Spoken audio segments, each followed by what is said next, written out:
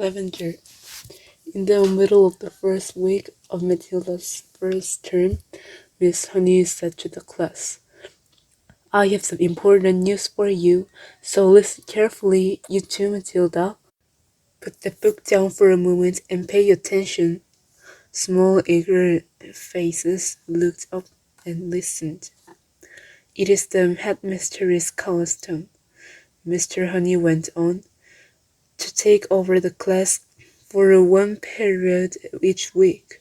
She does this with every class in the school, and each class has a fixed day and a fixed time.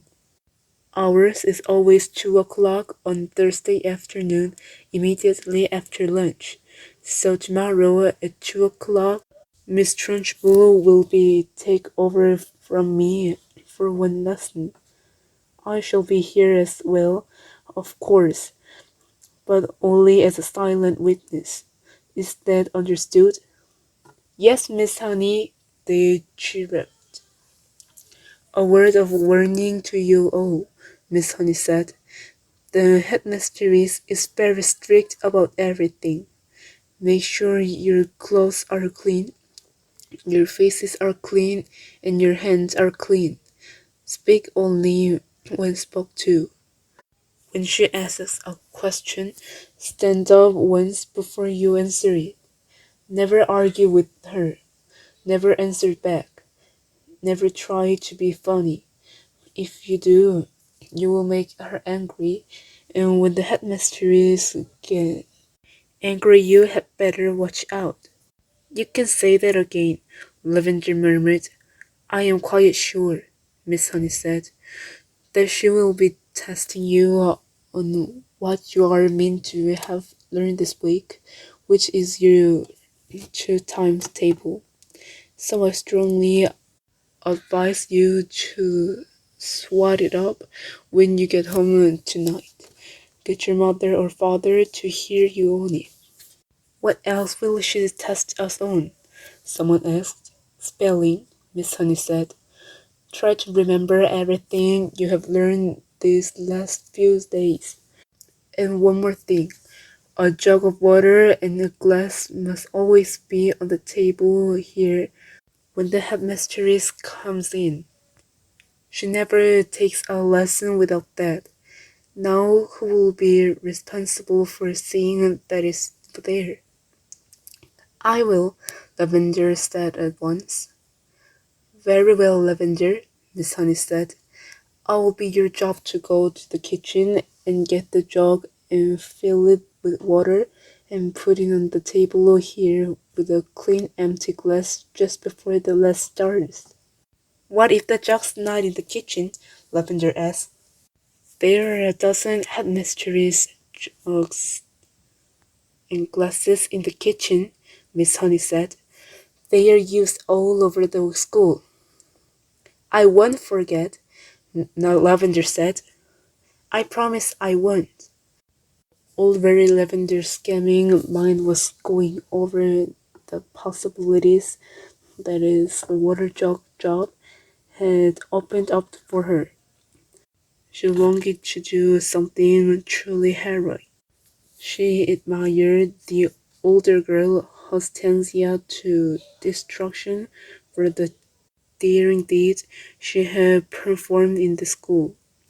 She also admired Matilda, who had sworn her to secrecy about the parrot job she had brought off at home, and also the great hair oil switch which had bleached her father's hair. It was her turn now to become a heroine, if only she could come up with a brilliant plot. On the way home from school that afternoon, she began to mull over the various possibilities, and when at last the dream of a brilliant idea hit her, she began to expand on it and lay her plans with the same kind of care the Duke of Wellington had done before the Battle of Waterloo. Admittedly, the enemy on this occasion was not Napoleon, but you would never have got anyone at Trunchbull to admit that the headmistress was a less formidable foe than the famous Frenchman. Great skill would have to be exercised, Lavender told herself, and great secrecy observed if she was to come out of this exploit alive. There was a muddy pond at the bottom of Lavender's garden, and this was the home of a colony of newts. The newt, although fairly common in English ponds, is not often seen by ordinary people because it is a shy and murky creature. It is an incredibly ugly, gruesome looking animal, rather like a baby crocodile but with a shorter head. It is quite harmless but doesn't look it. It is about 6 inches long and very slimy, with a greenish gray skin on top and an orange colored belly underneath. It is, in fact, an amphibian which can live in or out of water. That evening, Lavender went to the bottom of the garden, determined to catch a newt. They are swiftly more moving animals and not easy to get hold of. She lay on the bank of a long time, waiting patiently until she spotted a whopper. Then, using her school head as a net, she swooped and caught it. She had lined her pencil box with pond weed really to receive the creature, but she discovered that it was not easy to get the newt out of the head and into the pencil box. It wriggled and squirmed like a quicksilver, and apart from that, the box was only just long enough to take it. When she did get it in at last, she had to be careful not to trap its tail in the lid when she slid close. A boy next door called Rupert in Twizzle had told her that if you chopped off a newt's tail, the tail stayed alive and grew into another newt 10 times bigger than the first one. It could be the size of an alligator. Lavender didn't quite believe that, but she was not prepared to risk it happening. Eventually, she managed to slide the lid of the pencil box right home, and the newt was hers. Then, on second thoughts, she opened the lid just the tiniest fraction so that the creature could breathe. The next day, she carried her secret weapon to school in her satchel. She was tingling with excitement. She was longing to tell Matilda about her plan of battle. In fact, she wanted to tell the whole class, but she finally decided to tell nobody. It was better that way because then no one, even when put under the most severe torture, would be able to name her as the culprit. Lunchtime came.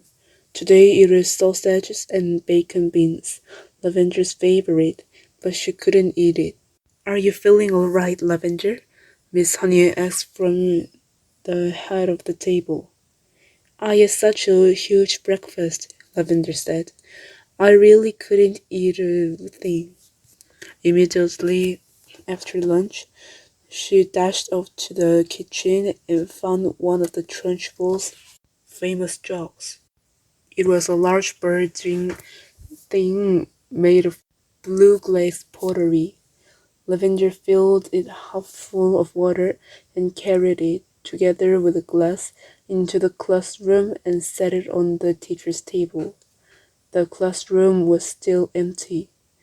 Quick as a flash, Lavender got her pencil box from her satchel and slid open the lid just a tiny bit. The newt was lying quite still. With great care, she held the box over the neck of the jug and pulled the lid fully open and tipped the newt in.